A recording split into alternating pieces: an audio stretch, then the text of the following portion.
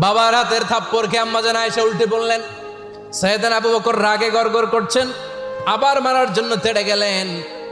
এবার বাঁচার জন্য আম্মা জান আয়েশা বিশ্বনবীর পিছনে যে আশ্রয় নিলেন, বিশ্বনবী বাঁচানোর জন্য দুই হাত মেলে দাঁড়িয়ে গেলেন। পড়েন সুবহানাল্লাহ।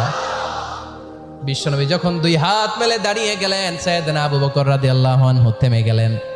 সাইয়েদনা আবু বকর রাদিয়াল্লাহু তাআলা আনহু ঘর থেকে বের হয়ে বারান্দায় দাঁড়ালেন। পড়েন সুবহানাল্লাহ। এবার বিশ্বনবী আম্মা জান আয়েশার কাছে যেয়ে বলেন, ইয়া আয়েশা কাইফা রাআইতিনি আনকাসতুকি মিনার রাজুল, দেখছো কেমনে বাঁচাইলাম?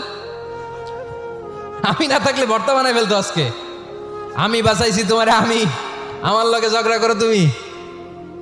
লজ্জায় পড়ে আম্মা জান আয়েশা খিলখিল করে হেসে দিলেন, বিশ্বনবীও হেসে দিলেন।